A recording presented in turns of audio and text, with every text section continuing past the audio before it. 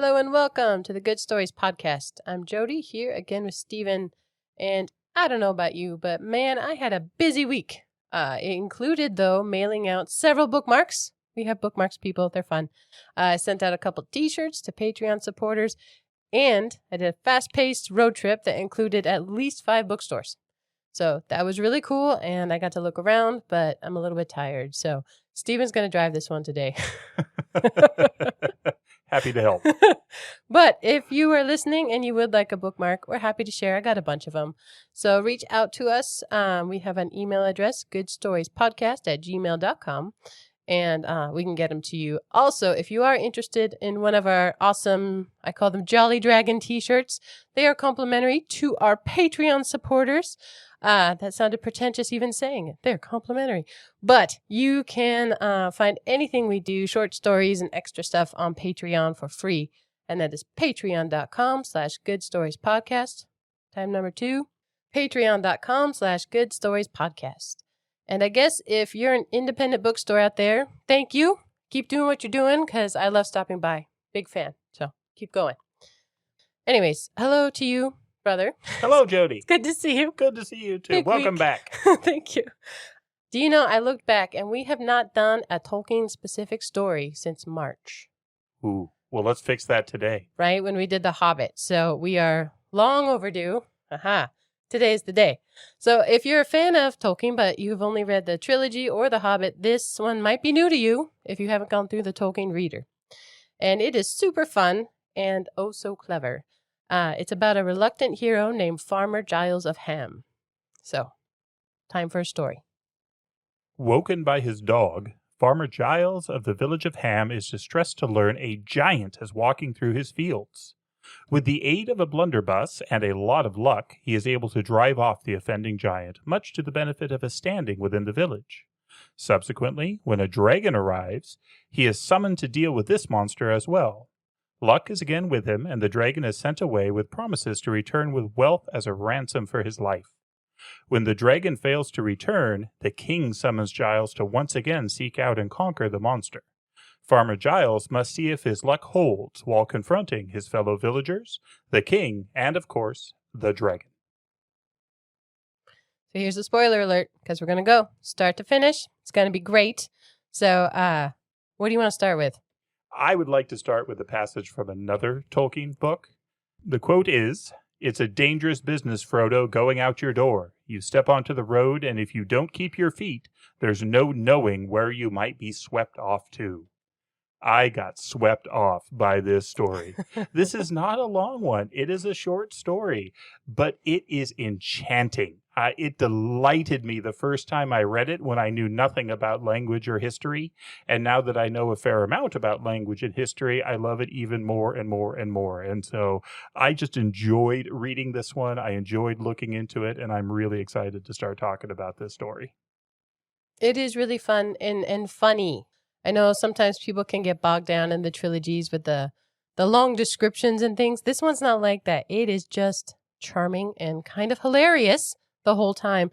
I have that it was written in 1937, but not published until 1949. Do you know why? I think he had trouble finding a publisher because it's not long enough for a novel. It's a short story, and so it couldn't really be published on its own. He was looking to try and tack it on to a bunch of other tales. This takes place in what he refers to as the Middle Kingdom. This is not part of Middle Earth. This is a totally separate reality, and I think he had in his head that he might try and write some other stories around it, but he was a busy guy. He had a hard time getting stuff done, and that never really happened. And so when I was reading through his letters, for years, as he was talking with his publishers, he would say, "Oh, and I have this other one if you think it would be worthwhile to tack it on." And it took a decade before a publisher was finally able to include it with other works to make a full book. Yeah, when you mentioned doing this one, I thought you wanted to do, I'm going to say it wrong, but it's The Homecoming of Bjornoth Bjorthilm's Son, which I have read. That was not funny. No, maybe we'll do that one someday, but that is not one of my favorites. It's this sad. is one of my favorites. That one has gravediggers and such. So this one is a lot more lighthearted, and I was pleased to learn it wasn't the same thing. So Farmer Giles of Ham. Just a really brief setting. If you read this book, it will walk you through this, but I'm going to try very hard to not just read this book because it's so quotable and the lines are so good and so funny. But if you read this book, you will learn that the setting is really Dark Ages England. Now, those of us who have heard some past podcasts and our discussions know I don't particularly like the title Dark Ages, but this applies to that time after the fall of Rome and before the onset of the High Middle Ages. So it was a time where England was a little bit wilder, a little bit rougher, and I think the borders between the actual world and fairy were a little bit loose. This book starts with the delightfully wonderful sentences. Egidius de Hamo was a man who lived in the midmost parts of the island of Britain. In full, his name was Egidius Ahenobarbus Julius Agricola de Hamo, for people were richly endowed with names in those days. I love the idea of them being richly endowed with names. He does have many. Yeah, and each of these names have a meaning and have importance. Not surprising from a man like J.R.R. Tolkien, who loved words, loved the history of words, loved names. Had several names himself. John Ronald Reuel, indeed. And all these names are either important for their meaning or for a message or for their flavor. So let's just walk through these together. Egidius, which in Latin refers kind of to a shield or a protector. We think it's based off the concept of the Aegis of Zeus, of Jupiter, right? The great protective shield of Greek and Roman mythology. Egidius is kind of son of the shield, and so it has that protector type meaning to it. Now that's the Latin. In the vulgar, it is Giles. And he does that joke throughout this story, the idea of the book Latin, the learned Latin, but then the vulgar tongue. And he often switches back and forth between the two to humorous effect. The second name, Ahenobarbus, just means Redbeard. Julius, of course, carries a lot of weight to it because of Julius Caesar. So when you see Julius in a name, it just sounds pretentious and important. Agricola literally means farmer. It is the word for farmer. So Agricola de Hamo is the farmer of Ham. But Agricola was always also a really famous Roman. Have you ever read through the histories of Tacitus? No. Tacitus was a late 1st century, early 2nd century historian, famous. The word taciturn comes because of the writing style of Tacitus. He was very terse, very brief, really hard to read, is my understanding in Latin, but clever, very, very clever. And some of his writings are some of the most important historical documents we have. It's actually one of the first references to Christ outside of the Bible. Fascinating stuff. But one of his works he wrote was called the Agricola. The Agricola was not a document about farmers. It was a document about his father-in-law, whose surname was Agricola. Agricola was a Roman general that actually helped truly conquer most of Britain for the Romans. And so, though Giles is certainly a farmer, and hence Agricola works, there's also that association with this kind of master warrior of the Romans. So taciturn, is it also tacit? Like, did he imply many things? I mean, isn't that what tacit is? Tacit often has the terms of silence, so it's silently implied is the idea. So I think all those things kind of go into it. Now, I don't know if the word tacit came before or after Tacitus, but exactly how that played out. But these are the kind of fun questions that Tolkien probably knew and would love to talk about. Yeah, so in case you don't know, Tolkien loved language. I mean, in Middle-earth, he created whole languages. He was a philologist, the study of languages. So you can definitely feel that in this long list of names for Farmer Giles. There is a little more context back, even in the prologue of this, that I like. He says this is a time of unsettled frontiers, and he gives a general dating of when this story is. So it says after the time of King Coel, old King Cole. A merry old soul. A merry old soul was he. Exactly, but before Arthur. So somewhere in there, so you get the flavor of Rome inside of the names. Even in the prologue, you get this idea that it's going to be a chronicle. He is chronicling the story of this man of many names. And I did not know that they were all meant that. So the Ahenobarbus, is that Roman? I don't know if that's Greek or Latin, but it's definitely red beard is what it means. Okay. I think it's Greek because I'm rambling now. Julius the Apostate wrote a book called The Beard Haters, and Barbus, I think, was part of it. Oh, no. So I think that's Greek. But again, I'm an enthusiast, not an expert, so I'm cheerfully wrong many times on these. You're right though about the just how much fun that introduction is. I mean, I jumped to the very first chapter, not the introduction, but he's talking about there are indications in the fragmentary legend of Georgius, son of Giles, and his page Suovitarilius, which he then shortens to Suet. I'm so glad you went into the names because I really did not. I was like, Steven will handle that. So. Oh, this whole thing is one big joke from the beginning to the end. All these words and names are delightful puns. And again, I'm only talking about the ones I get. I'm sure there are far more subtle and more clever ones worked into this that just went right over my head. The fun part to me about this first chapter, though, is not only do you have the richly endowed names of Farmer Giles, you then have his dog. Garm. One name. Farmer Giles had a dog. The dog's name was Garm. Dogs had to be content with short names in the vernacular. The book Latin was reserved for their betters. Garm could not even talk dog Latin, but he could use the vulgar tongue, as could most dogs of his day. Several things come out of that. One, the idea that the humans, richly endowed with names, dogs not so much, stuck with Garm. But the other one is that he can talk. He can't talk book Latin, but this is a world of talking animals. And so fairyland is here, which makes sense if this is before the rule of Arthur, because it just works. They both talk and they have thoughts. There's a mare later who conveys much with no words. Just her expressions. It's very brilliant. She really does.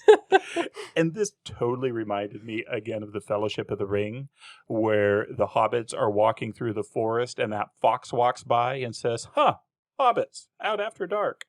And then it kind of just goes away and never comes up again. It doesn't really seem to fit in the Lord of the Rings, but it totally fits with this style, of the style of Farmer Giles of Ham. All right. Can I go down my first big digression? Go for it. Garm. Have you heard that name before? I had not. That to me is this dog. And it is pitched in this book as a small name, right? A simple name in the vernacular, a name not worth anything. But that name, and again, this is one of the first great jokes of the book, that simple name that he has to just be satisfied with actually has a massive amount of meaning behind it. I am holding in my hands the Poetic Ada of Snorri Sturluson. We have referenced this gentleman before, so he was an Icelandic author who recorded a lot of the pre-Christian pagan tales, but he didn't record them in full. He recorded them mostly in poetry, a little bit of prose, and as you read through them, you get the sense that they're just a gloss, that they reference something that the initial audience would have known more. There's all sorts of different ones, all sorts of lists and things like that, but Garm is mentioned in these. And again, not surprising that Tolkien went there, because as you had said, the list of the dwarves is straight out of this too. The name Gandalf is straight out of this too. All that comes out of this. Yeah, we mentioned some of that in the episode on Beowulf, if you want to go back to it. There's so much from that time that's written that's in Tolkien's works. Mm-hmm. So the first tale out of the Poetic Ada I'm going to reference is the Grimnismol. So this is a story that gets complicated, but Odin, the king of the gods, and Frigg, his wife, the queen of the gods, each have kind of a favorite among a royal pair of brothers. Through trickery and deception, Odin's favorite ends up coming to take the throne. This doesn't make Frigg happy, and she says, oh yeah, but he's terrible to strangers. He tortures them when they come in. Turns out this is libel and slander and not true, but Odin decides he's going to go figure out if that's the case. And so, as he often does, he goes in the garb of a cloaked and hatted wanderer, and he walks in as a stranger to this royal court. Now, the king, who is being tested here, has been warned by Frigg that an evil person is coming. Someone so evil that even the dogs won't bark at him. And so when Odin, the king of the gods, walks in cloaked, the dogs know who he is. They're not going to bark at him because of his authority and power. But to this king, this is the sign that this is an evil man coming through. So what does he do? He immediately tortures him, strips him, racks him up, puts him between two fires, and he is held there for days. During that time, the only one to show him any kindness is the king's son. And the end of the story, obviously, is the king gets his comeuppance, he's overthrown, but the son who showed him kindness became king afterwards. During this whole thing, Odin starts speaking, and he starts speaking wisdom in the poetry of the time. And part of what he's doing is just throwing out knowledge.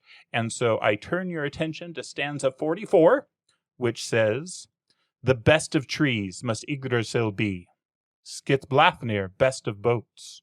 Of all the gods is Odin the greatest, and Sleipnir the best of steeds. Bifrost of bridges, Bragi of scalds, Hobruk of hawks, and Garm of hounds. So we get the initial introduction. The simple name that the dog has to be known as is actually the best of hounds in Icelandic sagas. But wait, there's more. This is what it's like to hang out with Steven, guys. Yeah, I'm going full nerd on this one because I can. Best of hounds. Let us turn now to the Voluspa. So the Voluspa is another tale within the Poetic Edda where Odin, ever looking for wisdom, ever looking for knowledge, goes and seeks out a wise woman, a vulva, who are the wise women of the time. And they engage in kind of this back and forth wisdom off, where each one speaks about the things they know as they're trying to gain wisdom. And as they are doing this, the concept of the end of the world comes up, as it usually does in Norse mythology.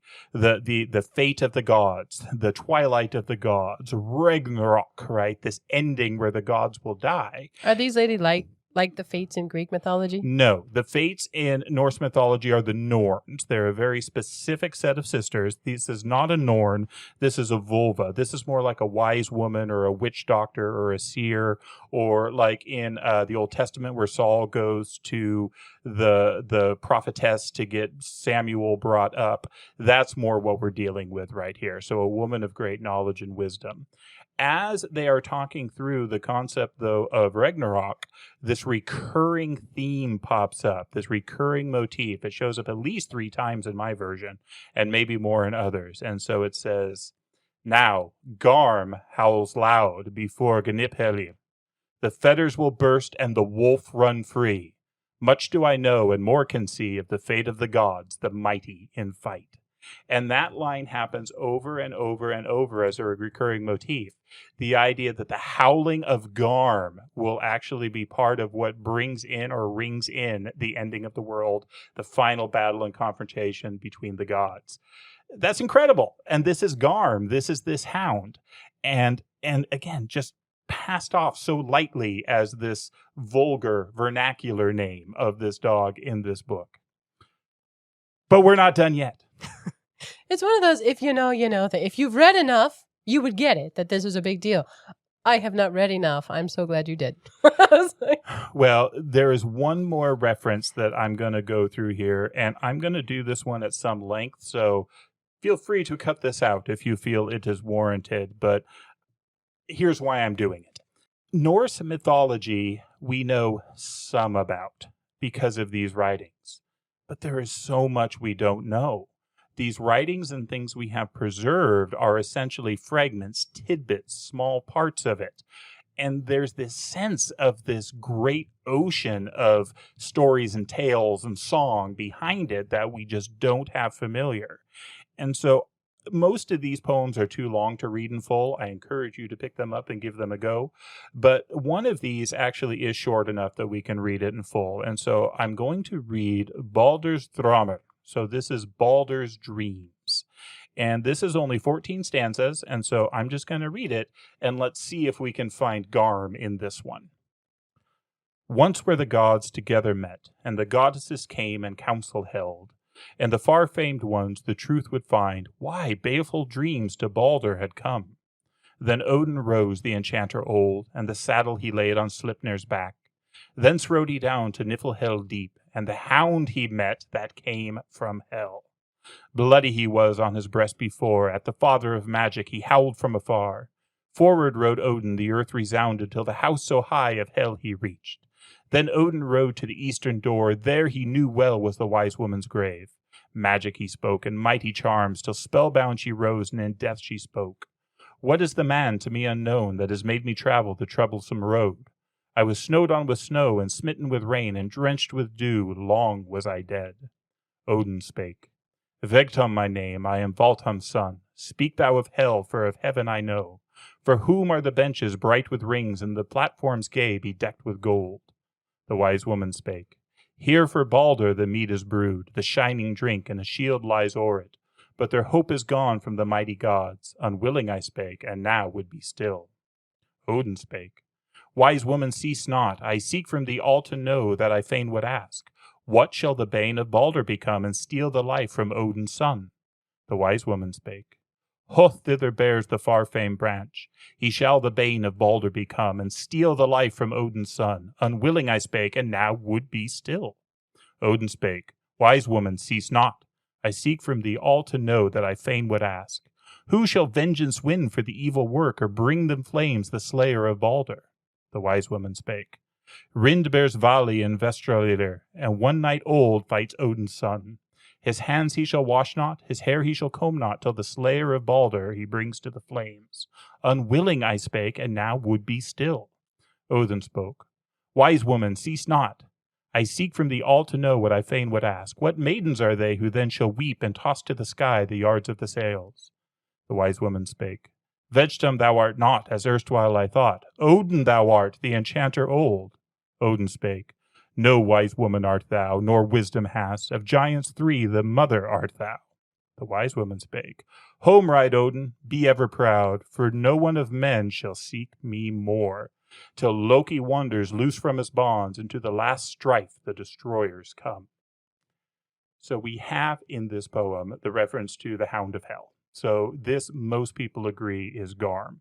Garm is different from the wolf that is released. That is Fenrir, and that's another tale, which is also wonderful. But what I love about that, in just 14 stanzas, this really quick thing, you have this walkthrough of the premonition of the death of Baldur, and then the revenge of Baldur, who is slayed afterwards. Now, if you know the story, that poem makes sense. If you don't know the story, you probably didn't understand a word I just said. And this is kind of the miracle of these tales like this that have deeper underneath.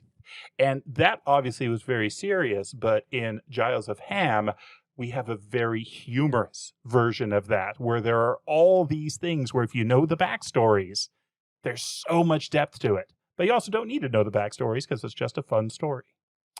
Why doesn't the wise woman want to speak? Odin has a tendency to challenge people for their lives. Often these riddling games end with the death of one or the other. The gods are not always popular in Norse mythology, and particularly against the giants, the Jotun, or I've heard one professor refer to them as the anti-gods. And so it's a world of conflict and strife, and Odin is as likely to kill you as he is to talk with you. So he's scary, I think. Well, I think it's important to note that Garm isn't the hound from hell. Sometimes he can be associated, but no, it's that best of beasts or best of hounds. And his howling initiates the conflict. So Garm is out at night like he's not supposed to be, wandering around when he comes across a giant. and he runs from the giant, goes back home, and wakes his master. He sounds the alarm. There is a little bit more about this, just the flavor of this. So I like this phrase. It says, there was more time then and fewer folk. He lives in a little town. I mean, this is a lot more legend than a historical account. And so, yeah, the vulgar form comes up only over and over. But Ham is a small village. It's a part of a kingdom, the middle kingdom, or mine said at one point, the little kingdom. Mm-hmm. Are they the same thing? Yes, he uses both. He flips between them. Yeah, and so the dog Garm, he is described in this that he has 3 modes. He's a bully for beggars and trespassers, guard dog.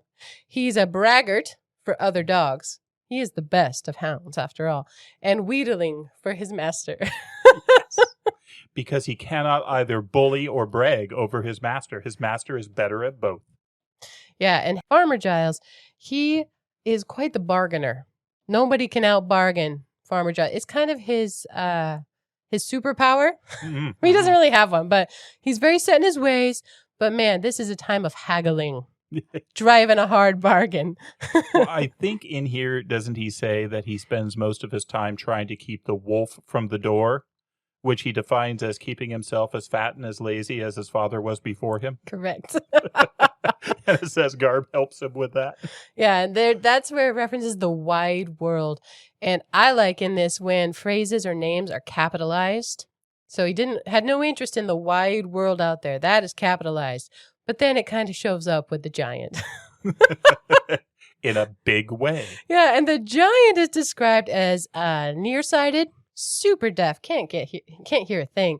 But he gets lost, and he's very concerned because his best copper pot is burning on the fire at home.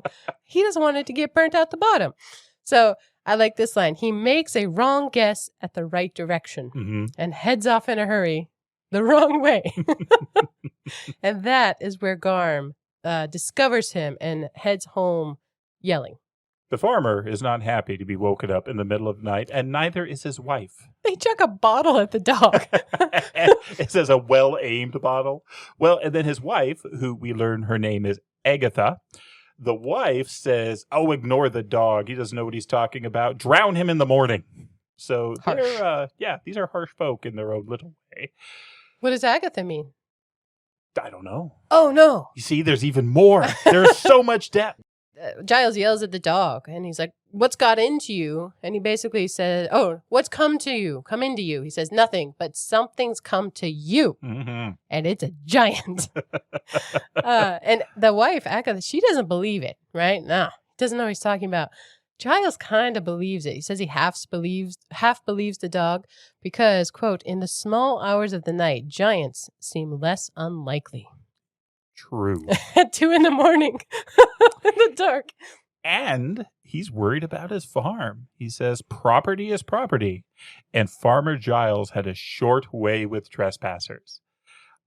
I love Farmer Giles' plan here. He gets up, he goes into the kitchen, and he takes down a blunderbuss from the wall. Now, you may be wondering what a blunderbuss is, and fortunately, this book guides us through that.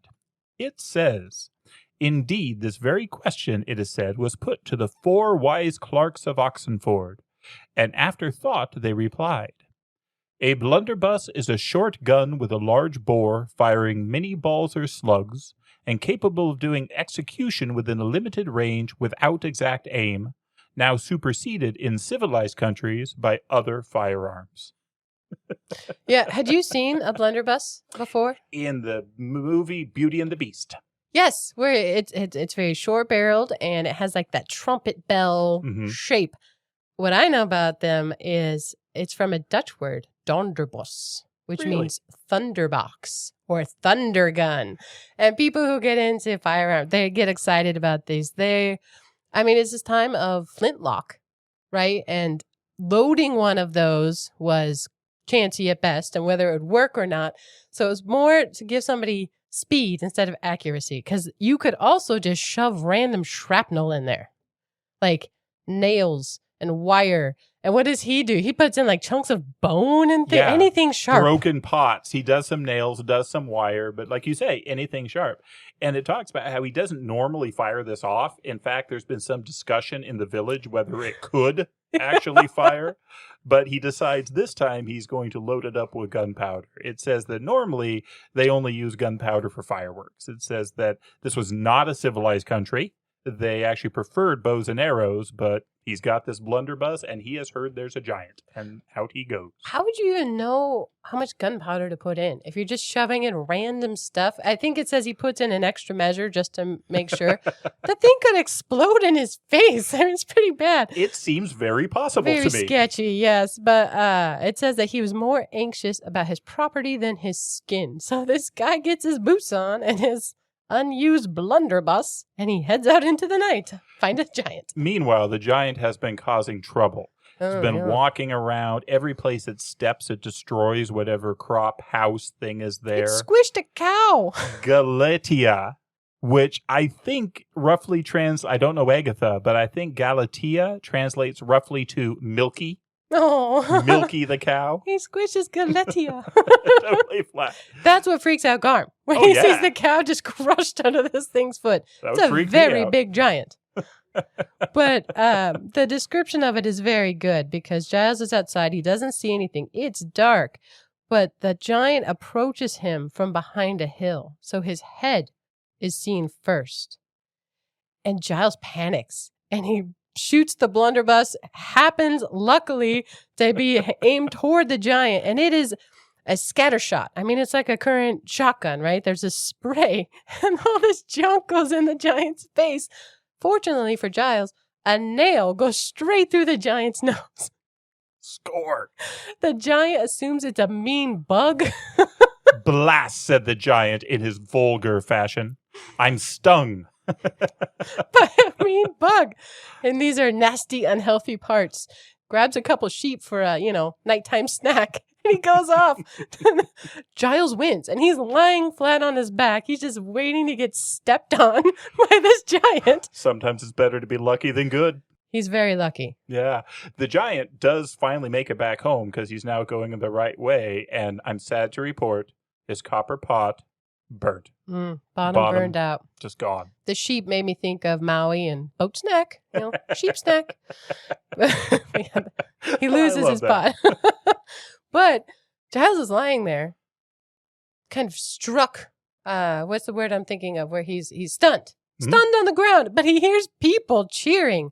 Garm, best of hounds, has been busy. That's right, because he is terrified of his master. He thinks his master is terrible when full of wrath. And so when he sees the blunderbuss, a sign of wrath, he knows the giant's going to get his comeuppance. And so he goes around the town shouting about how his master is bold and quick, and he's going to face this giant. And people go watch, and they see him take out a giant.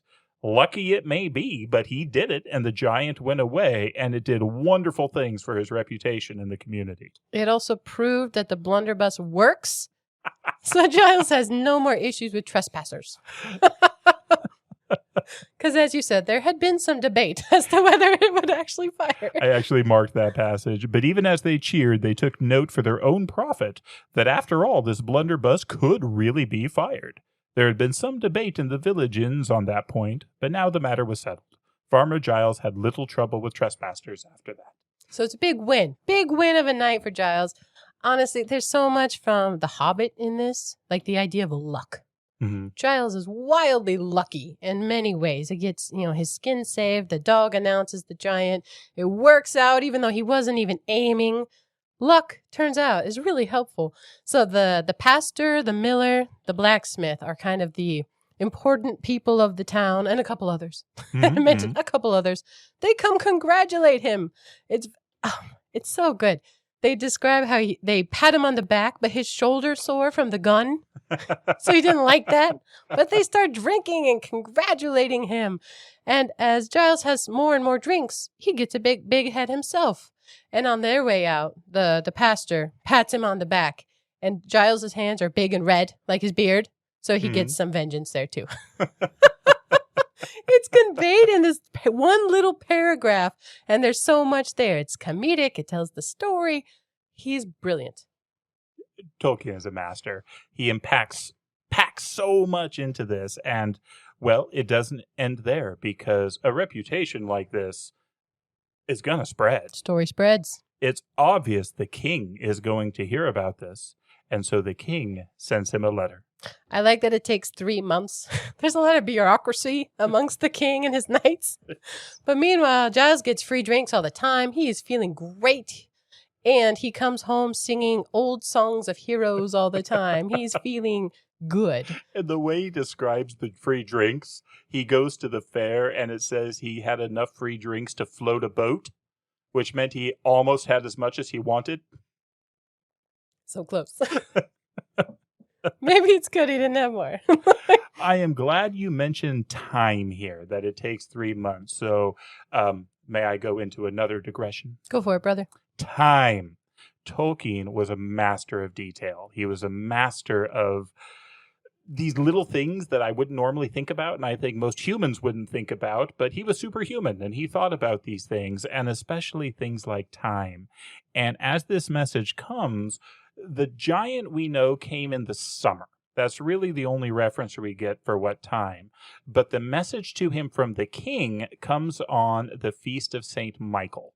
And so this is the beginning, the first of the references to the liturgical year that will show up over and over and over through this book. When I say liturgical year, I am referring to the Christian calendar. Most cultures have 2 separate calendars. They have a formal kind of political one, and then they have one that is more customary, often religious in nature. We see this in the Jews, for example, where Passover becomes the first, this is your, first day of days. Passover is the beginning of the year. But if you look, their actual, Jewish New Year is many months later than that. And so they had a national calendar, but then they also had a cultural calendar. Well, in the Christian world, where this is set would be the calendar, you have the normal January 1st to January 1st year, but then you have the liturgical year. And the liturgical year starts basically 4 weeks before Christmas. So it starts about a month before Christmas. St. Michael's feast is the end of September. It's September 29th. And so the giant came in the summer. The Feast of St. Michael's came at the end of September. I went a little deeper on this just because I was curious how deep. Well, I was curious where Tolkien would go with this. Because you may know that our calendar has not been consistent throughout history. Julius Caesar, the great early dictator of the Romans, right before the beginning of the Roman Empire and at the end of the Roman Republic, time was a mess. The Roman calendar just wasn't working. And you needed the calendar to work for business and for agriculture. You needed to know when to plant things. You needed to know when you owed people money. And during all the civil wars that were going on, the calendar just got out of whack. Because before that, the Roman priest would add days as necessary to keep it in line, but that hadn't happened for a long time. And so our good friend Julius Caesar stepped up, and he came up with the Julian calendar that is much the calendar we know today. So he included months like July and things like that. It had different names and different stuff, but the Julian calendar was really used continuously from his reign until 1582. By 1582, a millennia and a half had passed, and the calendar had gotten out of whack again. There were these minor deviations that would occur, but when you add a millennia to that, those add up. So the year is not 365 days long. It's 365 and a quarter, and even that's not quite exact. And so Pope Gregory XIII introduced the Gregorian calendar in October of 1582, and ever since the dates don't quite match up between the Julian calendar and the Gregorian. Where this can be interesting is in terms of the feasts of the Christian church. What are the days of Easter? What are the days of the Feast of St. Michael? Because there are still groups of Christians who continue to use the Julian calendar, and so their dates are a couple weeks off from the Gregorian calendar that we use in the West. So in the West, for the last 500 years, we've basically just gone full Gregorian because the Pope did it, so it makes sense. In the West, that would be the thing. Now, this, though, is supposed to have taken place before the Gregorian change. And so I was wondering if he was using the Gregorian dates, or I'm sorry, the Julian dates and not the Gregorian dates. Turns out, no, I overlooked this. He's using the Gregorian dates, not the Julian ones. Okay, so it's like our calendar today. So I was wondering if he was using the Julian because that would be like him because that was the calendar employed at the time. But no, I think he's using the Gregorian dates. So if you're wondering if that was an overthink on Stephen's part, it wasn't actually, because I know Tolkien, he go back and intentionally use old words. I believe in the whole trilogy, you can correct me if I'm wrong, he intentionally didn't use any words that didn't exist prior to a certain date that was centuries old. That is accurate. He thought through things at that level. So perhaps he just did it to not be confusing. Maybe. This is a children's story. It is. I know, we're taking a long time. It really is short. It would be a quick read. You could just do it. There is a lot to it, though. So yes, 3 months after this big event with the giant, Giles' reputation keeps growing. He's the hero of the countryside. That is capitalized. Because he receives a letter from the king. It has a red seal and everything. It is legit. He gets royal approbation. What a good word. Approbation. He receives, in essence, a belt and a sword. Yes. It says that it's been hanging in the armory forever. The king didn't really care about it. Not trendy. Perfect gift for a farmer, a rustic. The yokels will like this one. And they do. They love it. And can I read the letter from the king? Yeah.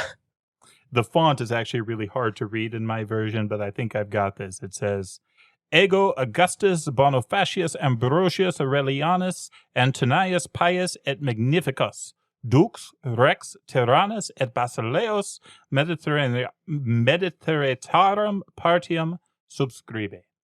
So what that means is I, in the Augustus Bonifacius, and both of those names carry tremendous historical significance. Very Roman. Ambrosius Aurelianus is what a lot of people actually think Arthur's real name was. I knew that. Oh my gosh. Antonius Pius was the first of the 5 good emperors. They literally are titled the 5 good emperors, and Antonius Pius was the first of them. Et Magnificus is just magnificent. Dux is where we get the word duke. It's a war leader. Rex is king. Tyrannos is Greek for ruler of a city or tyrant. Basileus is Mediterranean for king of part of the Mediterranean. And then I've written below. It is richly endowed with titles. Many, many names. I do like the Magnificent. I noticed that in there because in the Chronicles of Narnia, Lion, the Witch, and the Wardrobe, King Peter, the Magnificent, which I always thought was very grandiose, but the High King. He is the High King of all of Narnia. Indeed. So this letter it goes over big in Ham, as does the sword and the belt. They go on the wall. I mean, his local reputation became enormous. That is a quote. And part of what made them so popular is people knew if they came and asked about it, they'd get a free drink. So they came and asked about it a lot. It's such a good conveyance of how like a small town would interact. Again, takes me to the Fellowship in Hobbiton, the Shire. I mean, that's Sam at the bar talking to the miller. I mean, that happens in here too. It's just this local gossip and trade and the stories and how excited they are with good news and bad news for each other and how they talk through things. But it does describe Giles here that, quote, in his heart, he gave a fair share of credit to Garm, the dog, though he never went so far as to mention it. But it's okay. Garm's doing okay, and he does get treated a little bit better. I don't think there's any more bottles chucked at him. No, he does much better. He gets like a sausage instead. And then the spring comes, so time passes, and these are good days. And it says, all seems set fair until the dragon came. I love that. The way he does this is so clever because that giant went back home and started telling stories about his long trip, about this wonderful place to walk. It was easy on the feet. There were sheep that you could just grab from the hills. Well, why was the giant walking around? Do you remember? I don't. He needed to borrow a pot. Oh, yes. I thought you meant the first trip. Yeah, his pot was dead. And so his relations and friends, who he didn't used to see very often, were pretty sick of him coming over asking for the pot, and they didn't want to loan it. But what that meant is they would egg him on in the story. Because right as he was about to ask for the pot, they would say, tell us more about that trip you went on. So he becomes quite the storyteller himself. And it says that the dragon turning up, the giant was largely to blame for that because of these stories. Because it turns out it's a hard winter.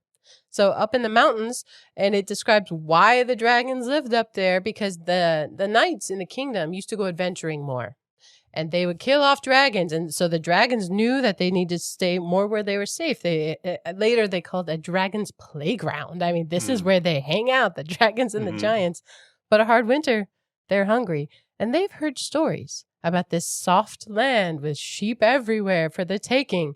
And so one of them goes looking. Within this soft land, though, it didn't always used to be soft. The Middle Kingdom was actually renowned for its ability to fight off and kill dragons. They used to legitimately do so. The pompous current king doesn't, but that was a fact of life, which is why there weren't many dragons around. In the past, they had killed so many dragons that it actually developed some customs. This is good. It was customary on St. Nicholas Day, December 6th, for the knight to journey out from court to find a dragon, slay it, and then return no later than Christmas Eve with the tail so it could be appropriately cooked for the Christmas feast on December 25th. Well, that happened over and over again, and now it was hard to find a dragon, so you couldn't get dragon tail. Not to worry, the cooks were resourceful. So for many years now, they had come up with essentially a cake, a thing of icing sugar and pastry that everyone said probably tasted better than the dragon tail to begin with. And so this became the traditional after-dinner dessert on Christmas Day from this ancient thing. Mock dragon tail. So, as this dragon sweeps in, there's a little bit of excitement. They describe it as how wonderful. It's so Christmassy. It's right before Christmas. Perfect timing. So great. I like that amongst the dragons, the younger ones think that knights are made up because it's been so long. Knights are now the stuff of legend to the dragons because it's been that long. But there is this one, and I will let you say the name. Chrysophylax dives, which means, in the vulgar, gold guardian the rich. It's promising. Yeah.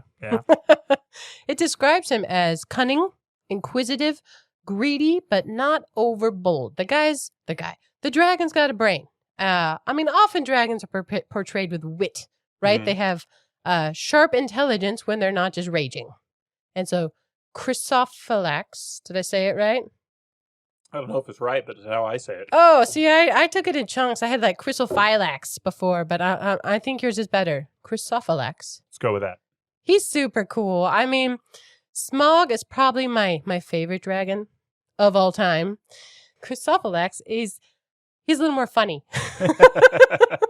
Smaug is a little sterner, harsher, but it's still a dragon, and you got to take that seriously. But it turns out our good hound Garm, he does have a reputation and some credit with his master now, so he roams very far from home. And he runs straight into this dragon's tail, the one that's going to be for Christmas dinner. Bounces off it. And he runs. He is not staying around. It says by the time the dragon turns around, Garm is already far away, running home. And again, he sounds the alarm. Giles is annoyed. Like, what are you making noise about? Because he always says, help, help, help, help, help, help. He's freaking. It's very good dog words, actually, because he's barking. Kind of a barky, yappy. Help, help, help. But he says, there's a dragon. That's shocking. There's not been a dragon in these parts for 1,000 years, right? Long time. Garm tells him, like, oh, it was super far away, beyond the standing stones and all. And Giles says, oh, that's really far. Not my problem. That's right. Good to go. No he goes back worries. to sleep. So Garm is impressed. He was quite cool about it. He wasn't excited at all. Not afraid in the least. And Garm tells the whole town, the dog tells everybody how unafraid of this dragon his master is. Garm is a good PR agent. He really does. Excellent does marketing. work. Yes. And the king has knights. That's their job. No problem. And it is just in time for Christmas. As we're about to start talking more and more about the dragon through the rest of this book, there are 3 words that really get used interchangeably for him. He gets described as a dragon, as a worm, and as a serpent. So if we use any of those terms or anything related, we're talking about the dragon on this one. So yeah, Christmas is almost here, and all these other villages are getting burned out and eaten alive. One stringy parson tries to convert him in one village, and the dragon eats the parson. It's not going well wherever the dragon is, and is working steadily closer and closer to Ham. And his neighbors start looking at Farmer Giles like, hey, because the knights of the little kingdom do nothing. It says that it was unofficial. And so the king brings it to the knights officially, and they still do nothing. Well, they've got reasons. Legitimate reasons. The cook has already made the tale. I mean, he got it done, and he's a really important servant and a great cook. We don't want to insult him. So we really can't do this before Christmas. So that's just not going to happen. And then after Christmas, on the feet of St. John, this is St. John the Evangelist, not John the Baptist. This feast day is on December 27th. There was a tournament, and it wouldn't be fair for the knights to miss the tournament to go do this. And then the new year comes, and then 12th night, and that's a celebration. 12th night is January 5th. Well, they can't be gone for, the knights are doing nothing. They are basically ornamental at this point. I like the king says, at your earliest convenience. It says their convenience would not be early at all. So the dragon is getting closer and closer to him. And specifically the pastor and the miller keep coming to Giles and saying, hey, you're gonna help us with this, right? Hey, this is a problem, right? And the miller here is described as Giles' bosom enemy. In a small town, can't you just see it where they just love to, I think it says they give as good as they get. Yeah. It's just this rivalry, verbal only. They are both friends and enemies. And do you know why it's the miller? No. This is a trope because it's usually the miller.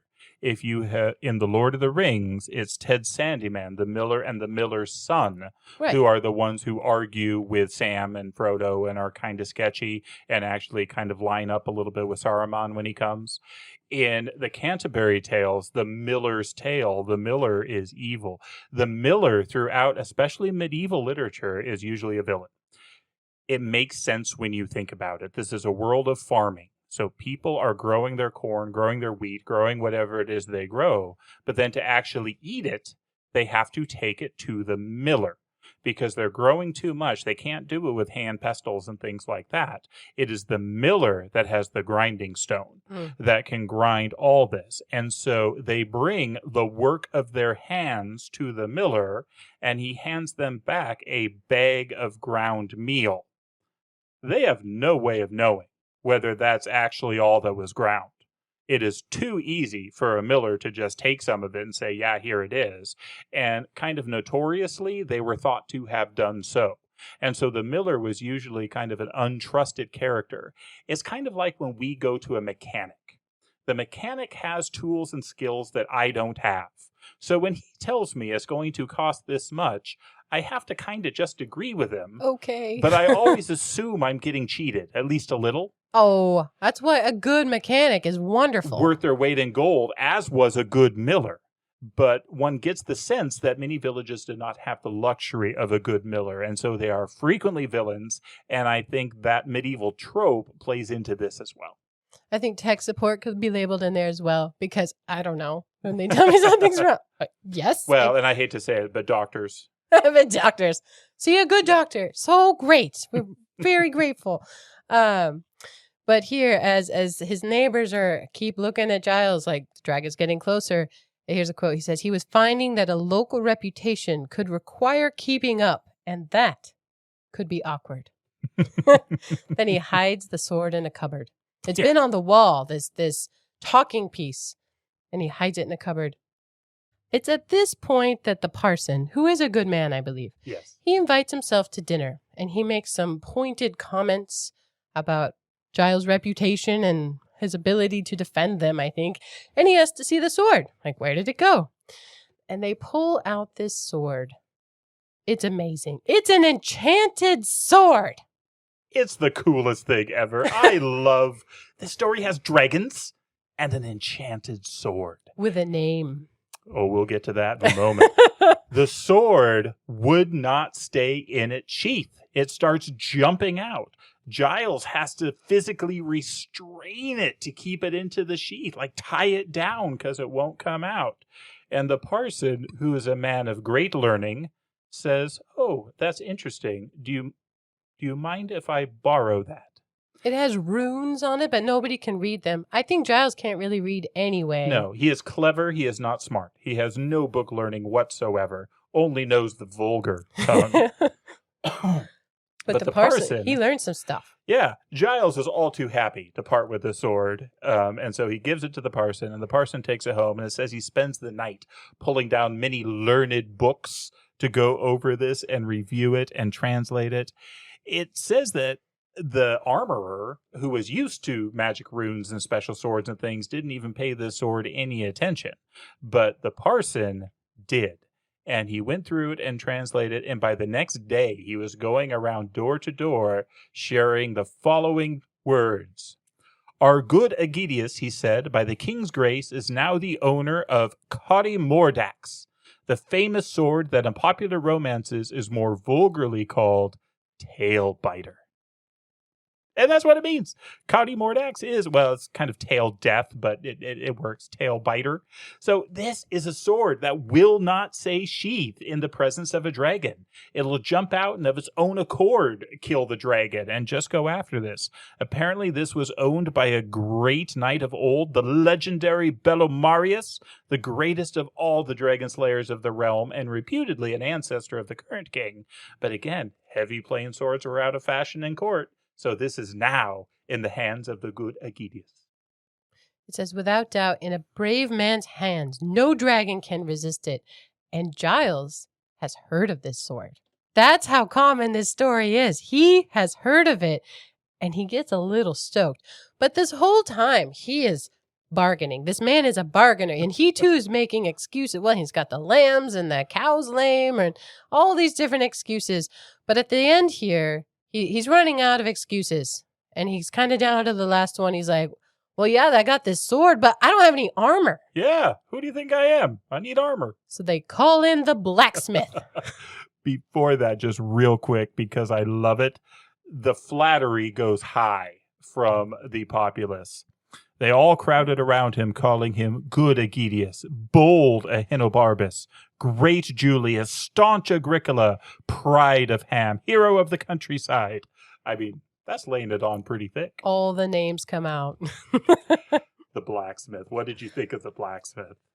Do you remember in The Hobbit, Bard of Dale, where everybody just thinks he's a bummer all the time because he's always predicting, pestilence and bad weather and things? That is the blacksmith. Yeah, except for he is truly pessimistic, whereas Bard is just grim. The blacksmith is just negative across the board. He's a little Eeyore, yeah. He has some names. In the vulgar, he is known as Sunny Sam. Of course he is. But his proper name was Fabricius Cunctator. All right, the names in this are just wonderful. So this is not the first time we in this podcast have come across the name Fabricius. Yes, I'm talking about Boethius. Oh, hey! When Lady Fortune is describing the ephemeral nature of fame, She refers to the fact that no man now knows where the bones of Fabricius lay. We mentioned this again in the Beowulf episode because we were talking about Alfred the Great, who changed it to no man knows where the bones of Wayland the Smith lay. I do remember that. Good job. This is Fabricius, who was a legendary Roman general who could not be bribed by the Macedonian commander Pyrrhus. But the name also just means artificer, creator, guy who makes stuff. So it's a great name for a blacksmith. But then the surname is even better because the surname is Cunctator, which any student of history will instantly think about Fabius Maximus. The great Fabius, who was the Roman general set against Hannibal and in the Second Punic War. And Fabius's main tactic was to delay. It was not to engage Hannibal in a fight, because if you engaged Hannibal, you got something like the Battle of Cannae, where legions were demolished in an afternoon. Fabius said, he's on our turf, he's on our soil, he has to eat, he has to raid. We are going to not let him kill all people, but we're going to harass him and let him dwindle down his supplies so that he runs out of money and eventually starves and dies. Well, the Romans didn't like that at all, and so they gave him the name Cunctator, which means the delayer. They meant it as a name of condemnation. It was a critical name. Slander. Oh, totally. Basically calling him a coward. But after the Battle of Cannae, everyone said, that was actually a really good idea. That and worked. It became the primary way. So he actually got a lot of honor towards the end of the Punic War. But the word means delayer. And so what we have here is a references to two very famous Romans, which is cool for a guy like Tolkien who knows this history. But we also have just literally translated the really slow craftsman. The guy who's just not quick making stuff. Sure, yeah. And that's hilarious.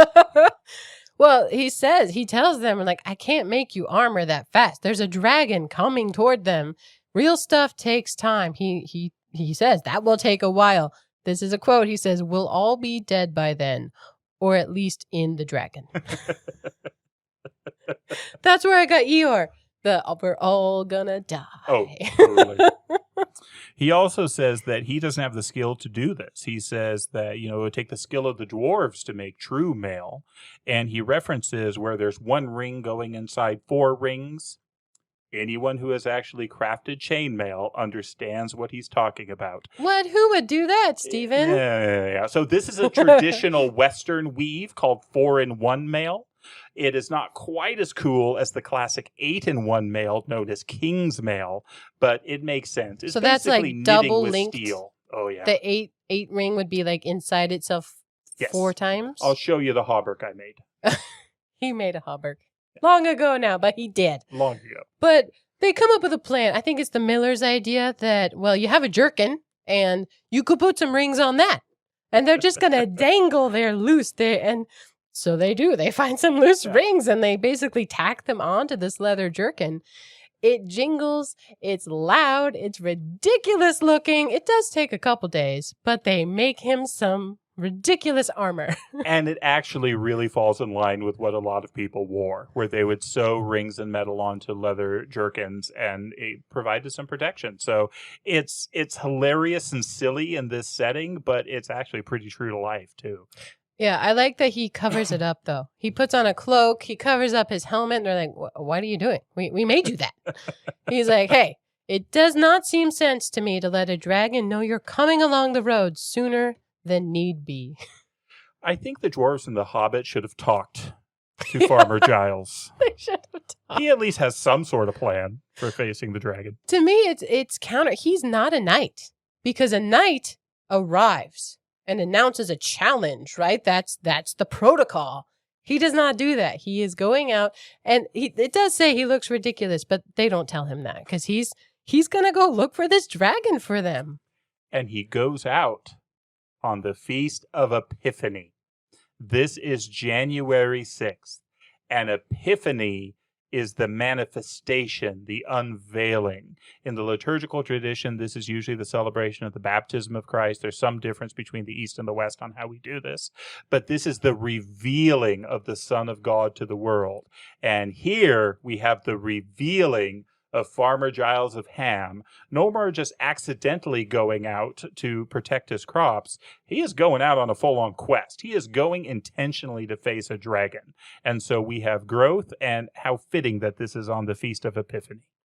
The sword really does help because it is cool, and he has heard of it. It is a sword with a name, and a name that he knows, so that helps a lot. But he gets on his mare. He has a gray mare who is unnamed, I believe. And he makes Garm come with him. But Garm refuses to help. Giles wants him to sniff out this dragon, use his nose. He will not. He just slinks along. Says that none of them are happy, Giles, the horse, or the dog. But they go. He has thought this through. He's read some books, or maybe not. He's at least listened to stories because he uses a green handkerchief, not red. Because red infuriates dragons. Infuriates a dragon. Don't be stupid. Green handkerchief. But he's traveling along and finding nothing. And eventually he's like, all right, I've done my part. I've gone out. I've looked nothing. And I believe it is then he sees the dragon halfway through the middle of the road, and Giles falls off his horse. Yeah. The horse sits down. He falls off again. It's very inglorious. And then they have a conversation. And this is wonderful, so I'll read it. "Good morning," said the dragon. "You seem surprised." "Good morning," said Giles. "I am that." "Excuse me," said the dragon. He had cocked a very suspicious ear when he caught the sound of rings jingling as the farmer fell. "Excuse my asking, but were you looking for me by any chance?" "No, indeed," said the farmer. "Who would have thought of seeing you here? I was just going for a ride." He scrambled out of the ditch in a hurry and backed away towards the gray mare. "Then we meet by good luck," said the dragon. "The pleasure is mine." "Those are your holiday clothes?" Yeah, it's a new fashion. So remember that passage, because this will be important later on. But, this greeting, "Are you looking for me?" "Oh, no. Well, then the pleasure is mine." The dragon is in a position of power here. There's this absurd-looking guy. Maybe he's got some metal on him, but this is not much of a knight. The horse, sat down. And so our Chrysophylax is looking for a meal here. And there is no exchange of names. They ask, and much like Bilbo talking to Smaug, you do not give a dragon your name. And the dragon does not offer his name either. And they go back and forth. But at some point, the dragon gets a little tired of the conversation. He's like, "Oh, I think you dropped something." It's like the oldest trick in the book. But it turns out he had dropped something. He had dropped Tailbiter, the sword.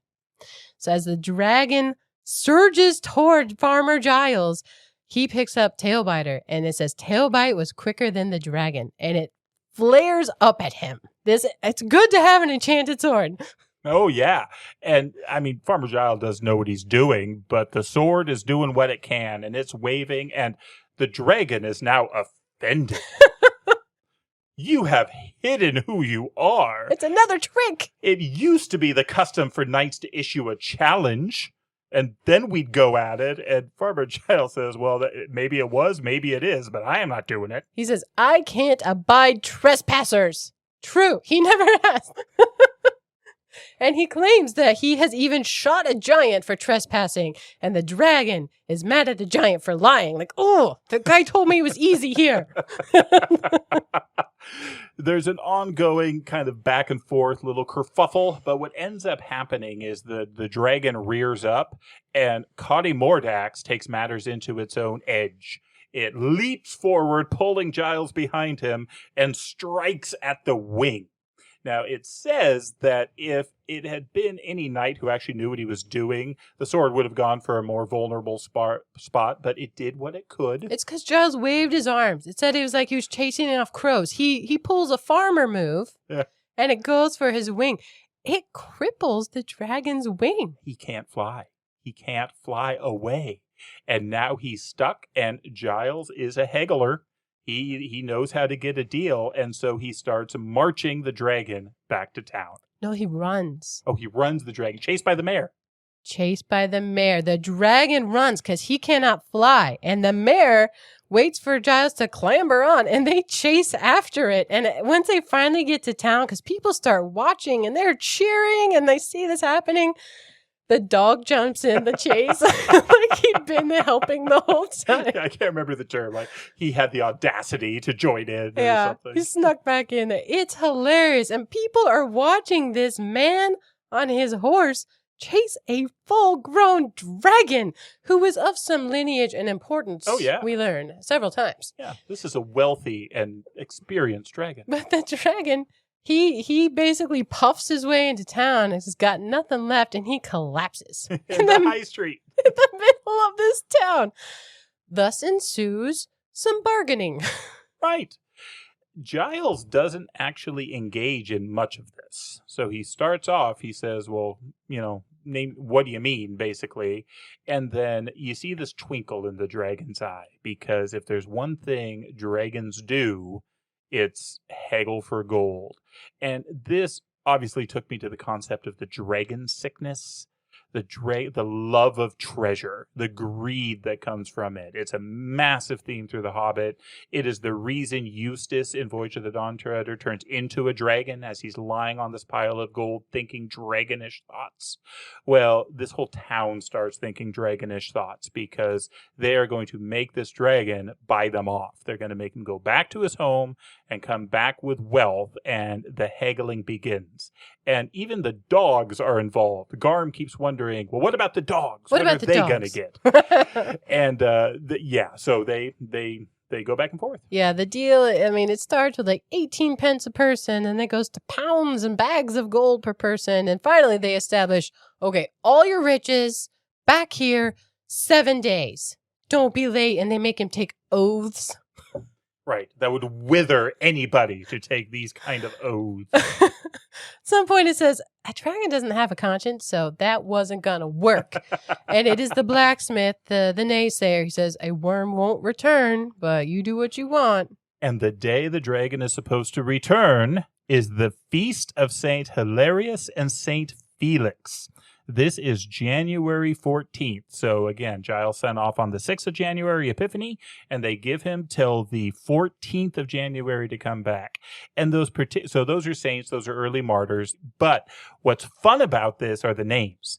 Felix means happy, and hilarious just gives the idea of hilarity, jokes. The blacksmith does not like either of these and thinks that this is an inauspicious date to choose.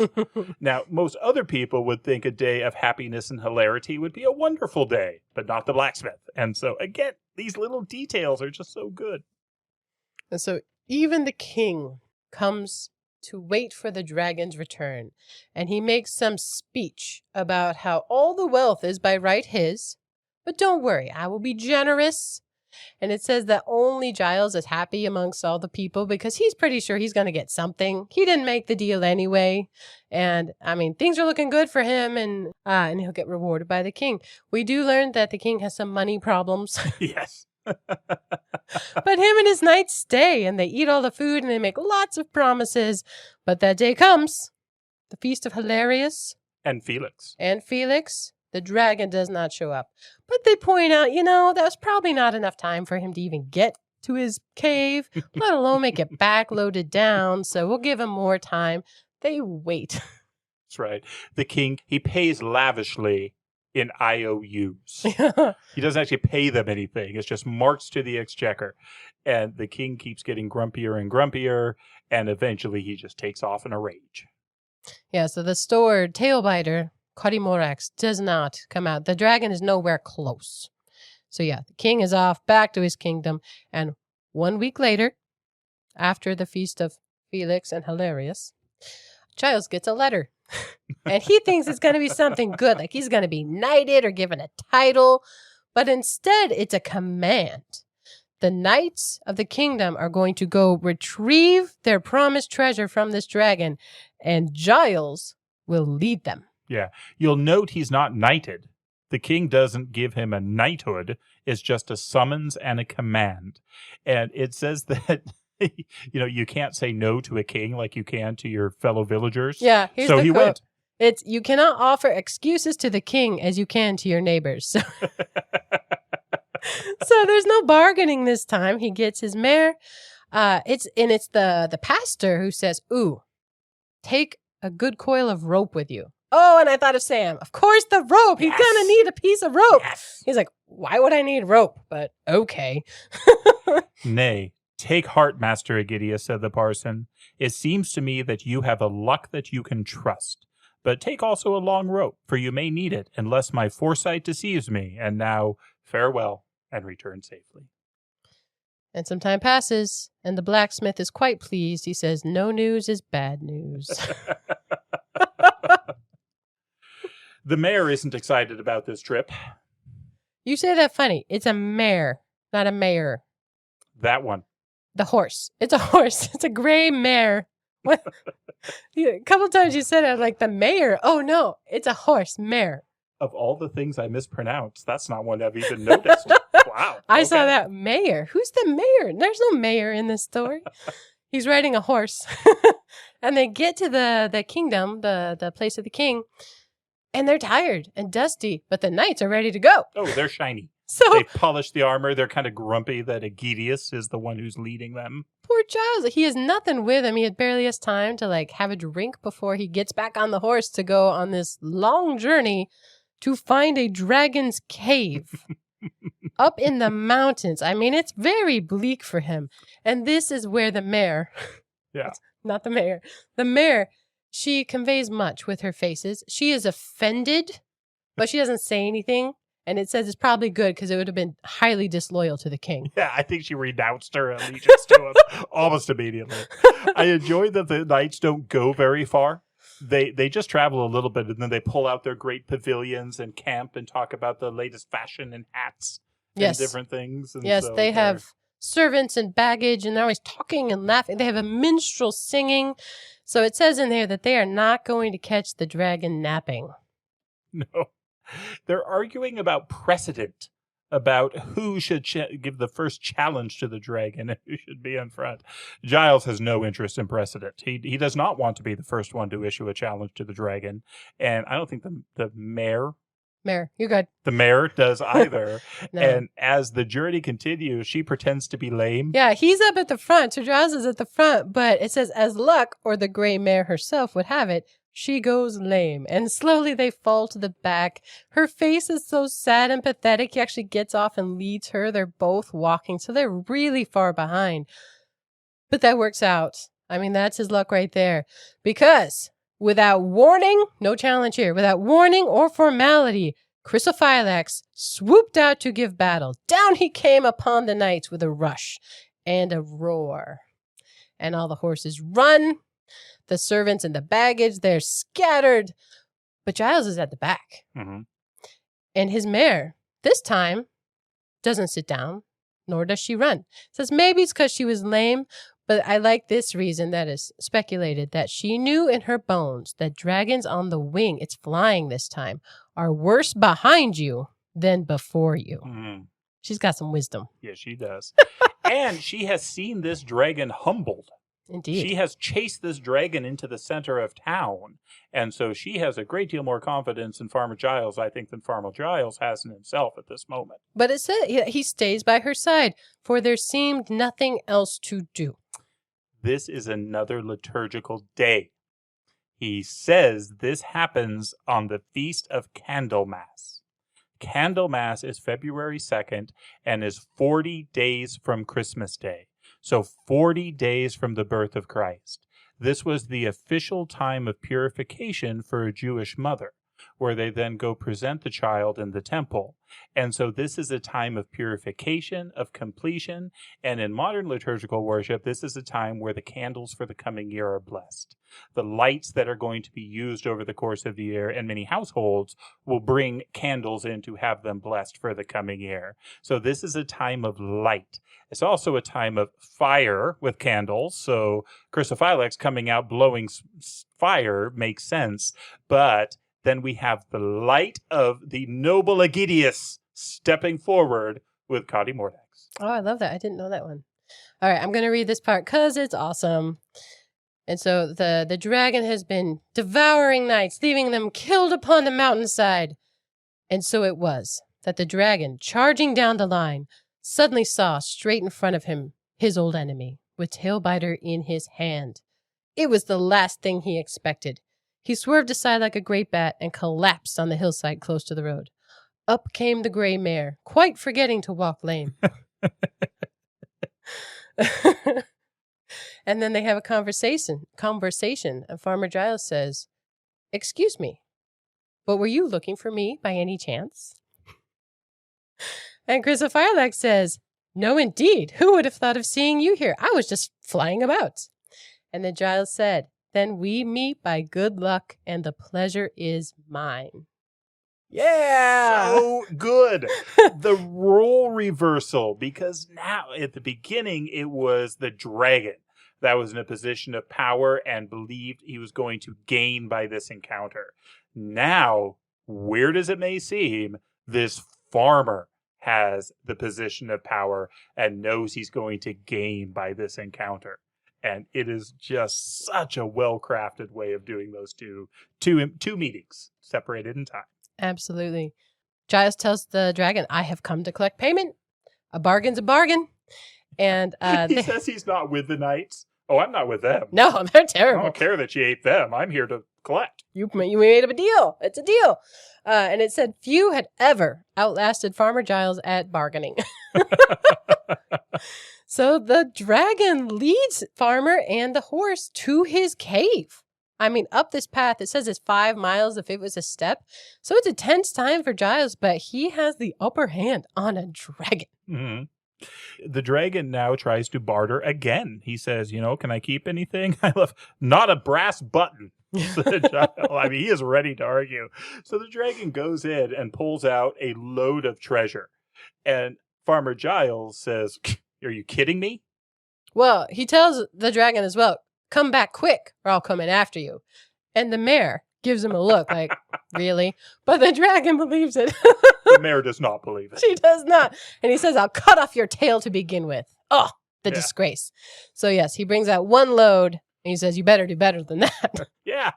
And so he does. He goes back in. He brings another one. And this cycle starts happening where finally, well, first of all, the mare is thinking again and seeing this growing pile of treasure and wondering, who's going to carry that home? Yeah, she looks at Giles. He's like, "Don't worry, lass. We'll make the dragon do the carting." And the dragon heard that. He's like, "Oh, no." So he's actually to the point of being honest. The worm achieves a point of honesty where he says, "Yeah, I have a little bit more in there. But if you want me to carry this, I'll die if there's any more." So they strike a deal. Then the farmer took out a toothpick with his left hand, and he thought very hard for a minute. Then, "Done with you," he said, showing a laudable discretion. A knight would have stood out for the whole horde and got a curse laid upon it, and as likely as not, if Giles had driven the worm to despair, he would have turned and fought in the end. Tailbiter or no tailbiter, in which case Giles, if not slain himself, would have been obliged to slaughter his transport and leave the best part of his gains in the mountains. But he didn't drive him to that. He took a bargain. And so, no curse. And what's more, the dragon tells him, "I will carry this back for you. And what's more, I will help you keep it." Yeah, here's the terms of the deal from the dragon. "If you will leave me what little remains, I will be your friend forever. And I will carry all this treasure back to your honor's own house and not to the king's. And I will help you keep it, what is more." Yeah. So very wise in the bargaining to not push him too far. Wits and luck. Wit and luck. So, yes, he certainly had luck, but he took it with both hands. And, all right, let me digress on luck for a minute, because that word gets used a lot. Through this book, the word luck is used over and over, and it's certainly a thing. But I think what Tolkien really had in mind was more the concept of fortune. And again, this goes back to Boethius, the idea of this wheel of fortune. So it's not luck in the way we think of luck. It's the idea of this turning wheel, that if you're high on the wheel, it's going to go down. But if you're low on the wheel, it's going to go up. And so the dragon was high on the wheel of fortune. The king was high on the wheel of fortune. The only place you can go from that is down as the wheel turns. But Giles, who is at the bottom of the wheel, who is nothing, who is a farmer, as fortune's wheel turns, it's on the rise. Now, you can jump off that wheel. You can screw it up. But Giles didn't. Giles took it and ran with it, and with his wit and his courage and his bravery, his star is on the ascension. And so I think this is so much less the concept of luck the way we think of luck in the modern world, and so much more this concept of Lady Fortune. Oh, that makes sense. And he plays it well. He loads up this dragon. It says the dragon can't fly because he pins the wings down with the rope that the pastor prompted him to take. And he thinks of it, the parson with gratitude. It's a mighty handy rope.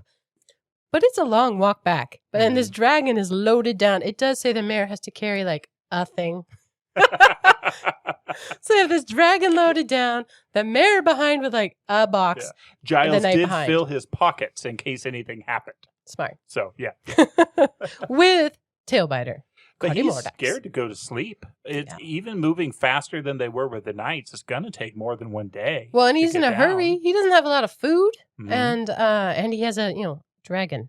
So, but on their way back, he finds those servants, a bunch of them, and their baggage. So he says, "Hey, good wages if you come serve me." They go through these towns, and it's this parade with a tame dragon. People are stoked.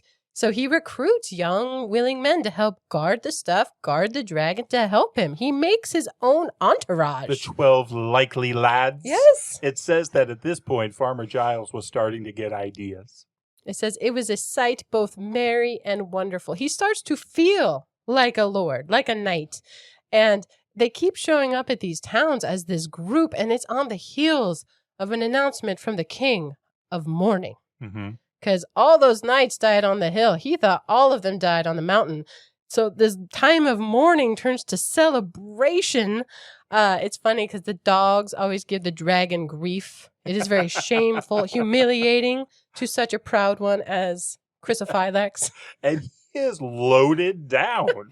I mean, before, in the first encounter with the dragon, he was injured, so he couldn't fly. Here, he is just so heavily weighed down that he can't do anything but march forward, carrying all this treasure. A lot of wealth. And so they do not go to the king. They go back to Ham. And it says that the parson is invited into Farmer Giles' home, and it's quiet for a little bit. The king hears about this because the king had been very clear earlier on that all this treasure was his. He says he would clearly give gifts to the people of Ham. They didn't believe any of that, but this is his. And so he now hears that Giles has done this, marching with the dragon. And he says, well, where is my treasure? When is he coming here?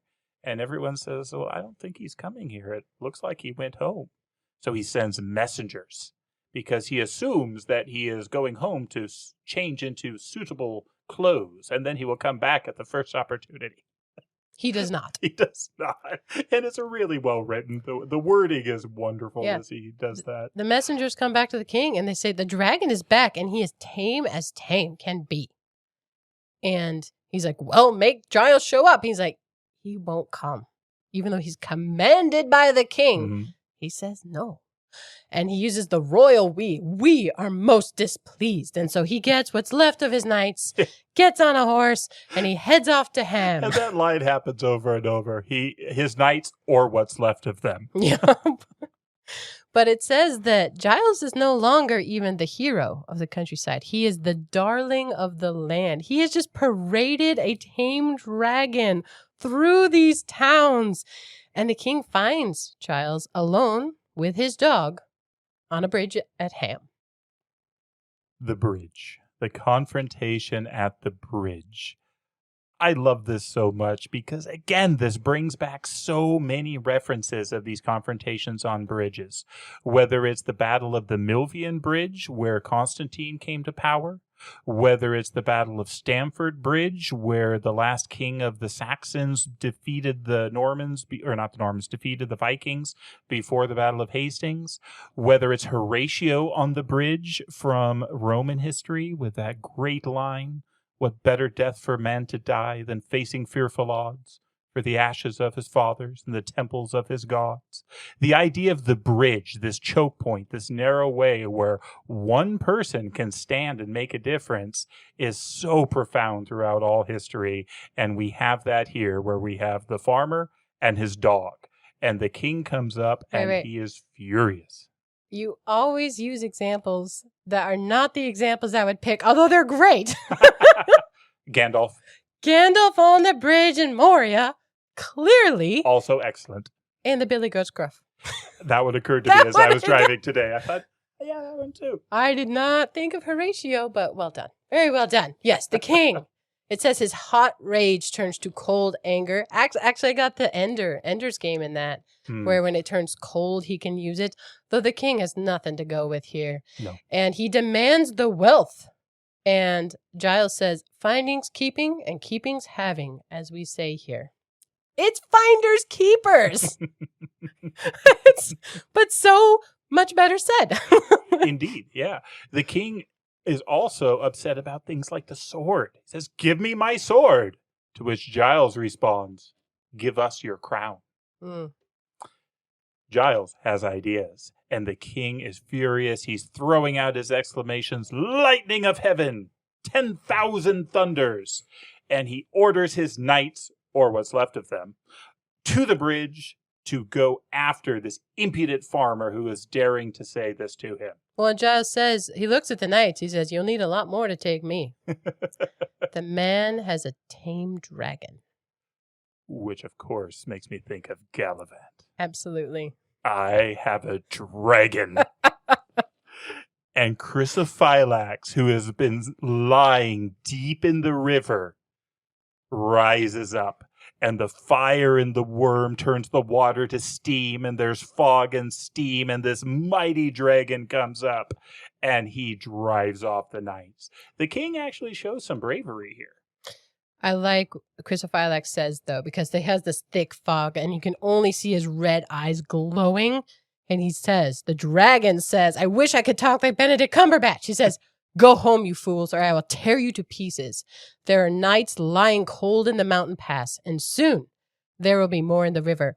All the king's horses and all the king's men. Mm-hmm. Oh my gosh, he put so much in here. And then he roars and he claws the king's horse, and it runs. But as you say, the king, he is master of his horse, and it does say that he is at least unafraid.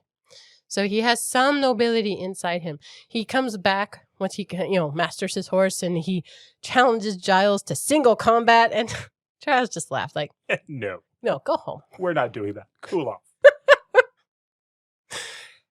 And this marked the end of the power of the Middle Kingdom in those parts. And the end of the Battle of the Bridge of Ham. This is also the last liturgical reference of the book, because this battle took place on the Feast of St. Matthias, which is February 24th. Matthias is the last of the apostles. Well, if you don't count Paul. The last of the original 12 apostles. Matthias was the one chosen by lot, by fortune, by luck, to replace Judas. So a servant of quality to replace a weakling and a traitor, chosen by lot or by fortune. How fitting that this is the day that Giles comes to power. I should say with all the king's horses and all the king's men, that is a Humpty Dumpty reference, and the king is not remade. No. Giles makes his own kingdom. He never pays even a little bit of that wealth to this king. He does pay a tribute, a nominal tribute every year on the date of St. Matthias Day, but he still paid a nominal tribute to the king, 6 oxtails and a pint of bitter delivered on St. Matthias Day. It says, for the man who has a tame dragon is much respected. Indeed. And he gets some new names. He does. Before that, can I go back to the oxtail slightly? Yeah. Because where did this all start? It started with dragon tails. Dragon tails were the symbol of victory, right, of these knights. But this he's a farmer. And so these are oxtails, and they probably taste way better than dragon. And a pint of bitter. Yeah, that's a good thing. Enjoy. So the names. New names. Lord of the Tame Worm, Shortened to Lord of de Tame. Domentos Serpente. Okay, go for it, Stevie. Well, that's just it. That's Lord of the Tame Worm. Or, again, serpent, worm, dragon, all follow the same. So for a while, though, he didn't take on the title of king. But he did take on the Lord Aegidius, and then he went to Earl, and it says the belt of the Earl of Tame, or the Tame word, was indeed of great length. After some years, he became Prince Julius Aegidius, for Giles, being fabulously rich, had built himself a hall of great magnificence. Those 12 likely lads, they all turned into captains. And Aegidius, when he finally became king, as he obviously would, took on the name Aegidius Draconarius. So that Arius at the end is usually you have conquered it. So he's Aegidius, the conqueror of the dragon, but he was more often known as Old Giles Worming in the vulgar tongue. And the vulgar tongue is what he speaks. He mentions here that he was a good king, but his wife made a queen of great size and majesty, and she kept a tight hand on the household accounts. There was no getting around Queen Agatha. At least it was a long walk. I wrote that down. A very long walk to get around her. And Garm, our dog friend, he gets a gold collar, and he can demand much honor from all the other dogs. The mare, too, it says she passes her days in peace, and she has no thoughts expressed on the matter. She does not speak.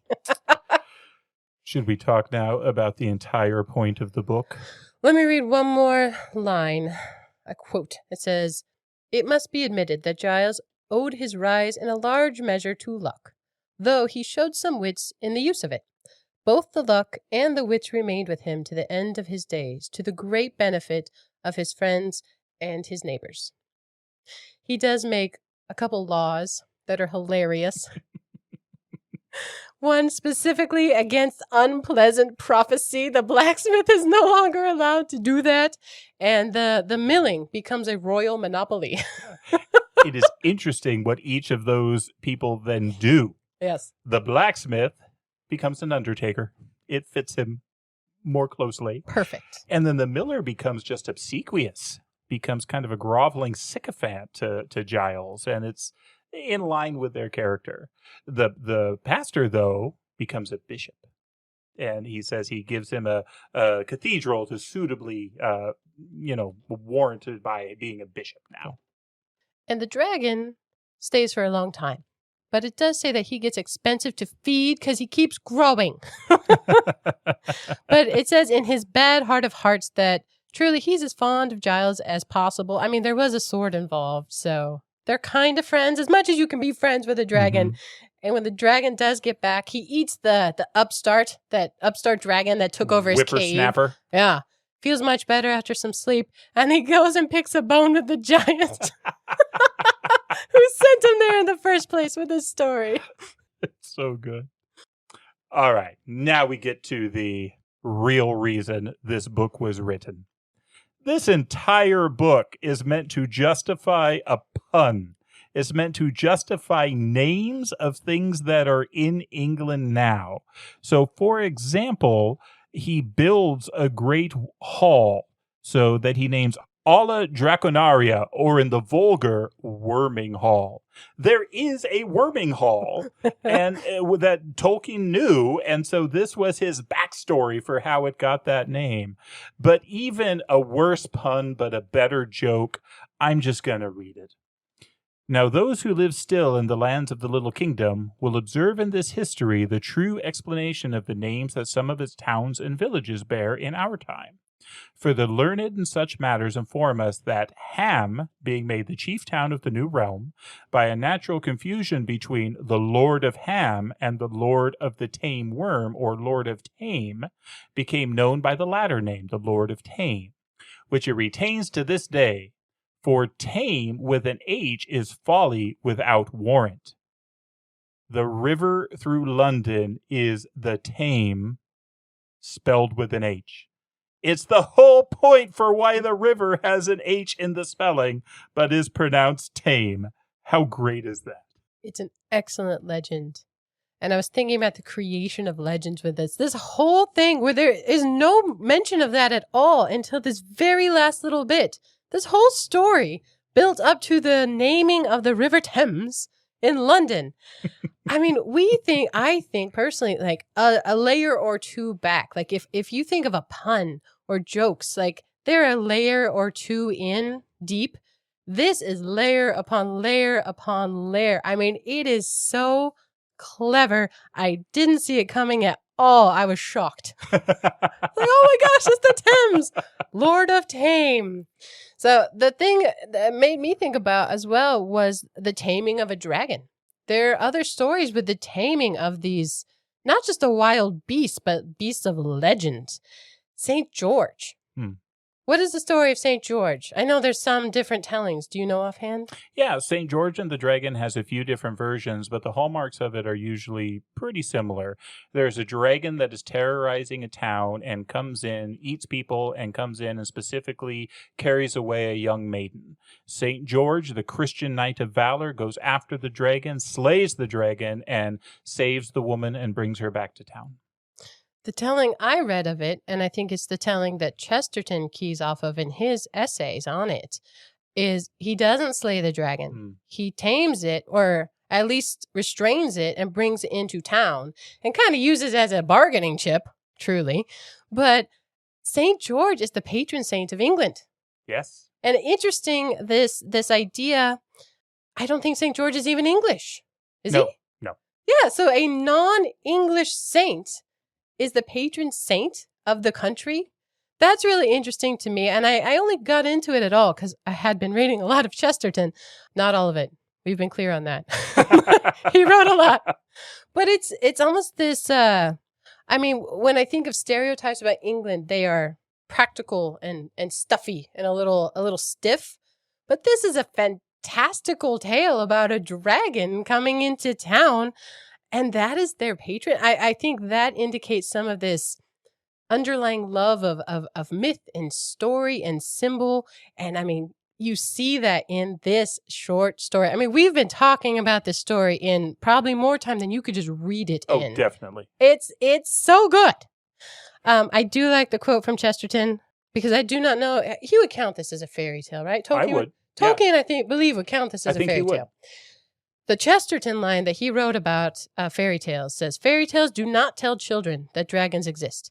Children already know that. Fairy tales tell children that dragons can be killed.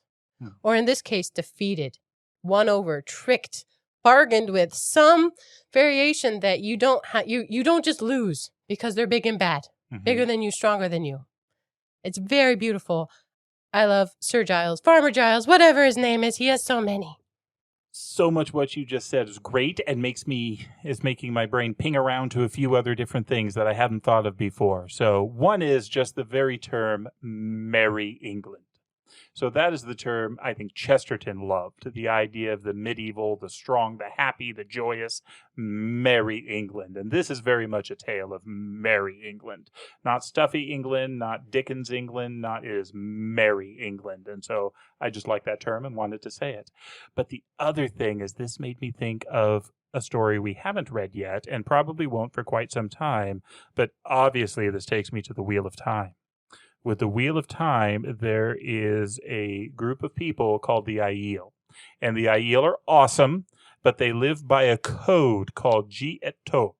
And the idea behind this is it translates roughly into honor and obligation.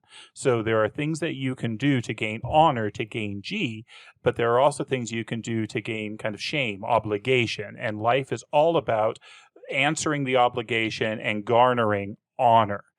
In the battle, when you're fighting, you can gain honor from killing, but they use a phrase that says any fool can kill just like any fool can die. That's not the hard part. The highest honor is to take somebody captive, to not kill them, to make them submissive. And I think we see that here. It's very much like the old kind of Native American practice of like counting coup, where to touch somebody in a battle was actually more honorable to kill them. I mean, the Aztec concepts of capturing. I mean, there's so much to that. The honor that just simply killing something. I mean, Cody Bordax could do that on its own. It almost didn't even need Giles for that. But the fact that he could then tame the worm is a greater degree of honor even without the killing. I don't know. You just made me think about that, and I think that's really interesting. I live with a guy who loves jujitsu. Often makes me think anything in combat does, but that idea of submission as opposed to just sheer defeat, right? I mean, anybody could get hit by an arrow in a battle or something, but yeah, the idea that you can submit someone and have them go against their own choices and will, you subject them to your own will and choices, and that Giles doesn't just dominate him once he gets there. You know, he has the wisdom not to push the dragon too far. It becomes not mutually beneficial, but Giles would have died if you push someone to the point of despair, you know, to that last fatal leap. And he doesn't do that. He navigates away from that. The king would have done that. Mm-hmm. You get the sense the king would have, it would have ended with one of them dying, or maybe both. And that's not how it ends, and it's delightful. Well, I think we should give the last word in this to the giant that started it all. Remember, the giant has just had a talking to from a very grumpy Chrysophylax. He has learned that this was not an insect that bit him or stung him, so let's turn to the words of the giant. "A blunderbuss, was it?" said he, scratching his head. "I thought it was horseflies." Finis, or in the vulgar, the end. And with that, we'll turn the page, and we hope you join us for the next chapter.